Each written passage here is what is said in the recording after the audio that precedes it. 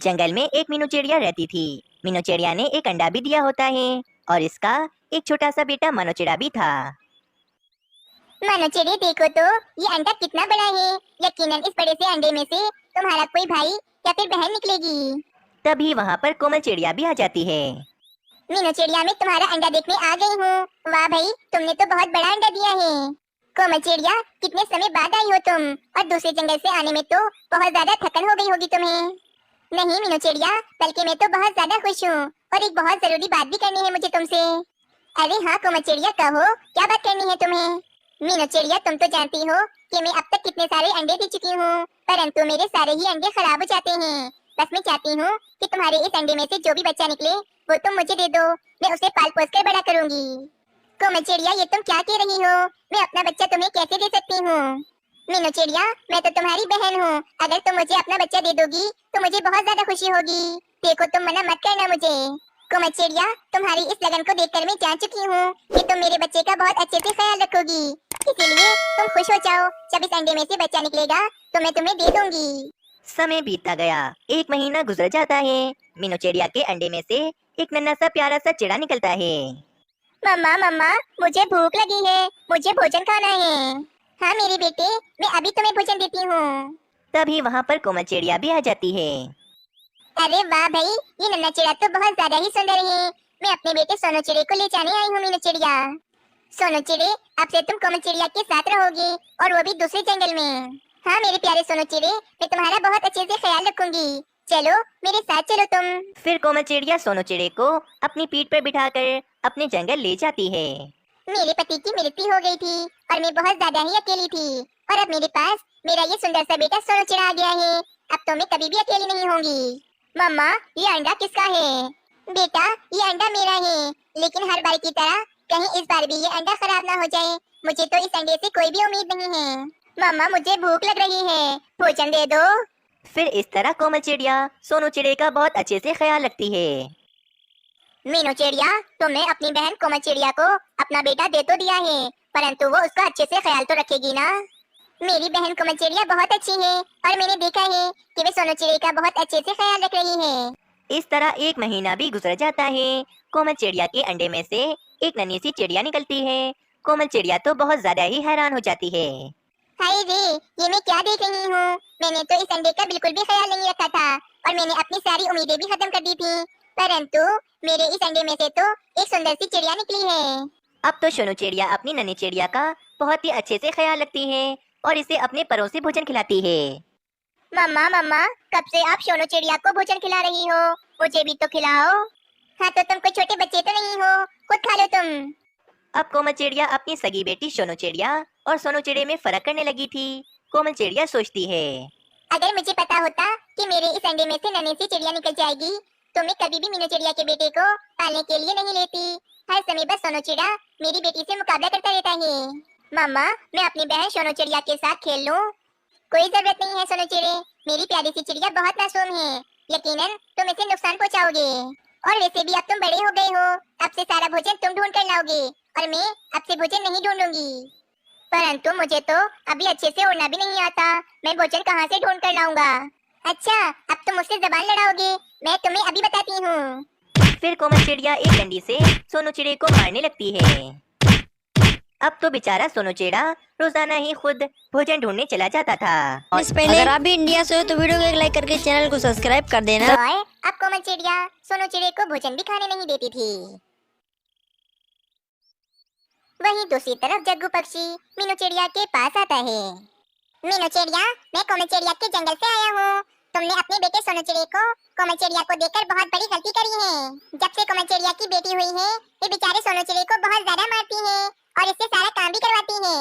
क्या जग्गू भाई, ऐसा कैसे हो सकता है? मेरी बहन कोमल चिड़िया तो बहुत ज्यादा अच्छी है।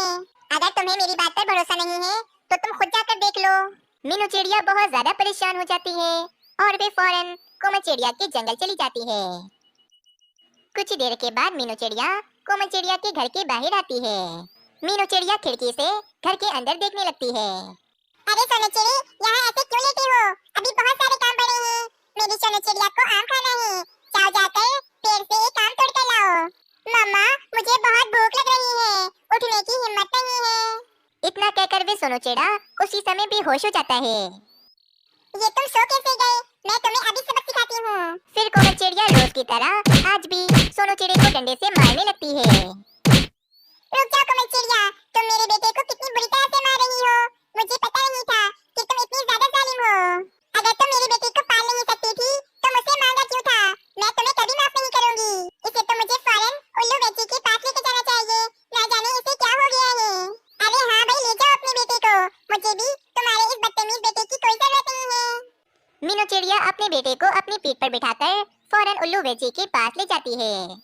मीनू चिड़िया, कोमल चिड़िया ने सोनू चिड़े को बहुत दिनों से भूखा रखा हुआ था, जिस कारण सोनू चिड़ा बेहोश हो गया। अगर तुम इसे मेरे पास न लाती तो शायद ये मर भी सकता था। बस उल्लू वेची, मुझे सबक मिल गया है। अब मैं अपने बेटे को अपने साथ ही रखूंगी। कुछ ही दिन ऐसे ही गुजर जाते हैं। मीनू चिड़िया अपने दोनों बेटों के साथ बहुत अच्छे से रह रही होती है। वहीं दूसरी तरफ कोमल चिड़िया भी बहुत ज्यादा ही खुश होती है। ये लो मेरी प्यारी बेटी, भोजन खाओ। मम्मा, ना जाने आज मेरे दिल में बहुत दर्द हो रहा है। इतना कहकर वे सोनू चिड़िया उसी समय बेहोश हो जाती है। हाय रे मेरी बेटी, ये तुम्हें क्या हो गया? मुझे फौरन उल्लू वेची को बुलाना चाहिए। थोड़ी देर के बाद उल्लू वेची आते हैं और वे सोनू चिड़िया को चेक करने लगते हैं। कोमल चिड़िया, तुम्हारे सारे अंडे खराब हो जाते थे, लेकिन इस अंडे में से ये नन्ही सी चिड़िया निकली थी। अब ये चिड़िया भी नहीं बच सकती क्योंकि इसके दिल में एक सुराख है जिसके कारण ये मर जाएगी। नहीं नहीं, ऐसा कैसे हो सकता है? मेरी बेटी मुझे छोड़कर कैसे जा सकती है? कोमल चिड़िया, तुमने बेचारे सोनू चिड़े के साथ कितना गलत किया था। शायद ये तुम्हें उसी की सजा मिल रही है। हाय रे, ये मैंने क्या कर दिया? आज मेरी सजा मेरी बेटी को मिल रही है। अब मैं दोबारा से अकेली हो जाऊंगी, कोई मेरे साथ नहीं होगा। इस तरह कोमल चिड़िया को अपनी गलती की सजा मिल जाती है और वे दोबारा से अकेली रह जाती है। अगर आप सबको ये कहानी अच्छी लगी तो वीडियो को जरूर लाइक करें और आने वाली हर नई वीडियो को देखने के लिए चैनल जरूर सब्सक्राइब करें। एक जंगल में काफी पक्षी रहा करते थे। सब पक्षियों ने अपनी अपनी भोजन की फसलें लगाई हुई थी ताकि उन्हें भोजन ढूंढने की कोई भी दिक्कत ना हो। आज ही उसी जंगल में एक कालू कौवे का परिवार रहने के लिए आता है। कालू जी, ये जंगल तो बहुत ही बड़ा और सुंदर है। हम अब हमेशा इसी जंगल में रहेंगे। हाँ रानी, तुमने एकदम ठीक कहा। ये जंगल तो वाकई बहुत सुंदर है। चलो भाई, अब हम अपना नया घोंसला बना लेते हैं। उसके बाद हमें भोजन भी तो जमा करना है। कुछ देर मेहनत करने के बाद कालू कौवा और रानी कौवी अपना एक नया घोंसला बना लेते हैं। चलो रानी, मुझे बहुत जोर से भूख लग रही है। हम भोजन ढूंढने के लिए चलते हैं। ये कहकर कालू कौवा और रानी कौवी अलग अलग दिशा में भोजन की तलाश में निकल जाते हैं। ये कैसा जंगल है? मैं कब से भोजन ढूंढ रहा हूँ, परंतु मुझे अभी तक एक गंदम की बाली भी नहीं मिली है। मैं तो परेशान आ गया हूँ। रानी कौवी कालू कौवे को ढूंढती हुई कालू कौवे के पास आ जाती है। कालू जी चले, मुझे भोजन मिल गया है। मैं अभी घोंसले में रख कर आ रही हूँ। चले, हम मिलकर भोजन खाते हैं। फिर कालू कौवा, रानी कौवी और राजू कौवा मिलकर वे भोजन खाने लगते हैं। अगले दिन कुछ पक्षी कालू कौवे के पास आते हैं। हमारे जंगल में आप दोनों का स्वागत है कौवा और कौवी। ये जंगल बहुत अच्छा है, परंतु यहाँ भोजन ढूंढने में थोड़ी दिक्कत होती है। इसीलिए आप दोनों मेहनत करके अपनी एक गंदम की फसल लगा लें ताकि आपका परिवार आराम से भोजन खा सके और आपको कोई दिक्कत ना हो।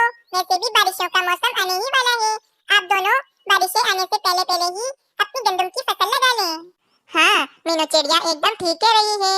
हम सब पक्षियों ने भी कड़ी मेहनत करके अपनी अपनी फसलें लगा ली हैं और अब हमें भोजन ढूंढने की कोई भी दिक्कत नहीं होती है। हाँ हाँ पक्षियों, तुम सब एकदम ठीक कह रहे हो। अब से मैं बहुत कड़ी मेहनत करूंगा और अपनी एक गंदम की फसल लगा लूंगा। अच्छा कौवा और कौवी, अब हम चलते हैं। अगर कुछ मदद की जरूरत हो तो हमें जरूर बताना। फिर सारे पक्षी वहाँ से चले जाते हैं। ये पक्षी अपने आप को क्या समझते हैं? ये अगर अमीर हैं तो क्या ये मुझे कुछ भी कहकर चले जाएंगे? मुझसे मेहनत नहीं होती है और मैं मेहनत करके अपनी गंदम की फसल नहीं लगाऊंगा। हाँ कालू जी, वैसे भी हमसे भोजन ढूंढने की मेहनत तो होती ही नहीं है और ऊपर से हम गंदम के बीज कहाँ से ढूंढेंगे? मुझसे तो इतनी मेहनत नहीं होगी। रानी, अब मुझे कुछ ऐसा करना पड़ेगा जिससे हमें बिना मेहनत किए ही बैठे बैठाए भोजन मिलता रहे। हाँ रानी, मुझे एक बहुत ही बढ़िया सा उपाय आ गया है। अब हमें मेहनत नहीं करनी पड़ेगी और बैठे बैठाए हमें भोजन मिलता ही रहेगा। क्या उपाय है कालू जी? जल्दी बताएं मुझे। फिर कालू कौवा रानी कौवी को अपना शातिर उपाय बताने लगता है। अगले दिन कालू कौवा अपनी आंखों पर पट्टी बांधकर पक्षियों के पास चला जाता है। अरे कालू कौवे, ये तुमने अपनी आंखों पर पट्टी क्यों बांधी हुई है? क्या हुआ है तुम्हारी आंखों को? पक्षियों, मेरे साथ बहुत बुरा हुआ है, मैं बता भी नहीं सकता हूँ तुम सबको। कालू कौवे, क्या हुआ है बताओ हमें, और तुम ये बर्तन लिए क्यों घूम रहे हो? आखिर क्या हुआ है तुम्हारे साथ?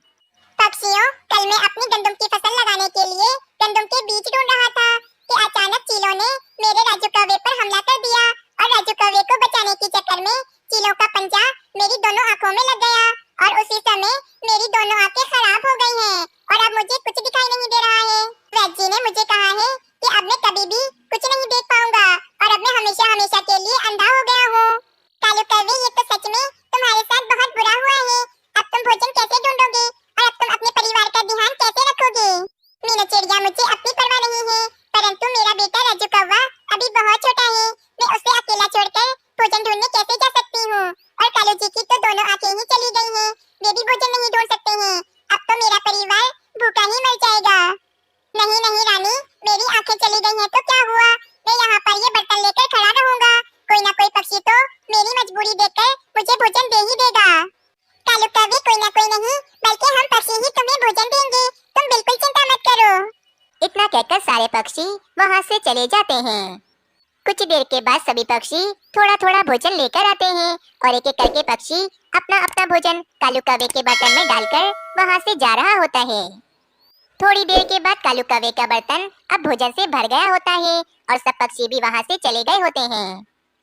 अरे वाह कालू जी, आपने तो कमाल की एक्टिंग की है अंधे कौवे की, और अब किसी पक्षी को हम पर शक भी नहीं होगा, और हम बिना मेहनत किए ही भोजन खाएंगे।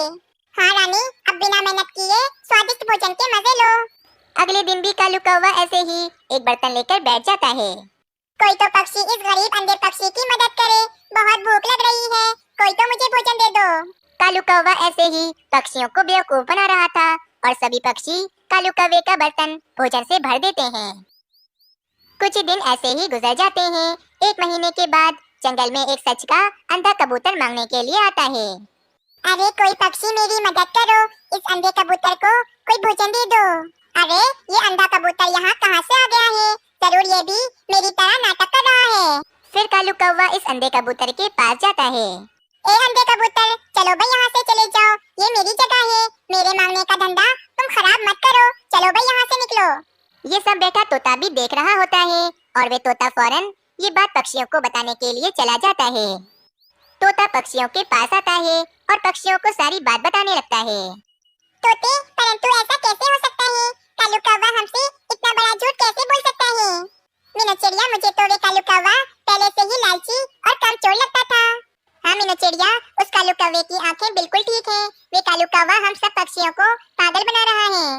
ठीक है पक्षियों, मेरे पास एक उपाय है जिससे कालू कौवे की सच्चाई हमारे सामने आ जाएगी। फिर मीना चिड़िया और पक्षी कुछ फल लेकर कालू कौवे के पास जाते हैं। कालू कौवे, तुम बहुत ज्यादा मासूम पक्षी हो, इसीलिए हम सब पक्षी तुम्हारे लिए ये फल लेकर आए हैं, परंतु ये फल हम तुम्हें एक ही शर्त पर देंगे, हम तुमसे एक परीक्षा लेंगे, अगर तुम उस परीक्षा में सफल हो गए तो ये सारे फल हम तुम्हें दे देंगे। कालू कौवे, वैसे तो तुम्हें ये फल नजर नहीं आ रहे होंगे, परंतु ये बहुत सारे फल हैं।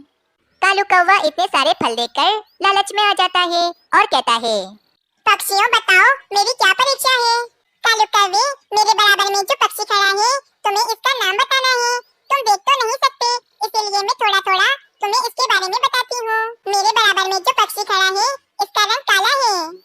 कालू कौवा मन ही मन सोचता है, मीनू चिड़िया के बराबर में तो बुलबुल खड़ी है, तो फिर मीनू चिड़िया काला रंग क्यों कह रही है? परंतु मैं तो सच ही बताऊंगा। मीनू चिड़िया, तुम्हारे बराबर में बुलबुल बहन खड़ी है और इनका रंग ब्राउन है, तुम मुझसे झूठ बोलकर मेरी परीक्षा ले रही हो। तुमने बिल्कुल ठीक कहा कालू कौवे, अब ये बताओ कि तुम्हारे सामने ये जो फल रखे हैं ये कौन से फल हैं? इन फलों का रंग पीला है, अब बताओ ये कौन से फल हैं? अरे मेरे सामने तो ये सेब रखे हुए हैं, तो फिर मीनू चिड़िया इसका रंग पीला क्यों बता रही है? कालू कौवा लालच में ये भूल जाता है कि वे अंधे होने का नाटक कर रहा है। मीनू चिड़िया, तुम मुझसे झूठ मत कहो, मेरे सामने ये जो फल रखे हैं ये सेब हैं और इनका रंग लाल है। कालू कौवे, तुम्हारा सच अब सबके सामने आ गया है, तुम कितने बड़े धोखेबाज हो, तुम अंधे नहीं बल्कि तुम अंधे होने का नाटक कर रहे हो। कालू कौवे, तुम्हें शर्म आनी चाहिए, हम सब पक्षियों ने तुम्हारा इतना ख्याल रखा और तुमने हम पक्षियों को इतना बड़ा धोखा दिया। कालू कौवे की पोल पट्टी सब पक्षियों के सामने खुल गई थी और कालू कौवा अपनी आंखों से ये पट्टी भी हटा देता है। मुझे माफ कर दो पक्षियों, मुझसे मेहनत नहीं होती, इसीलिए मैंने ये अंधे होने का नाटक किया। कालू कौवे, तुमने हमें धोखा दिया है और धोखेबाज पक्षियों की हमारे जंगल में कोई जगह नहीं है। फिर सब पक्षी कालू कौवे के परिवार को अपने जंगल से निकाल देते हैं और इस तरह कालू कौवे को अपनी गलती की सजा मिल जाती है।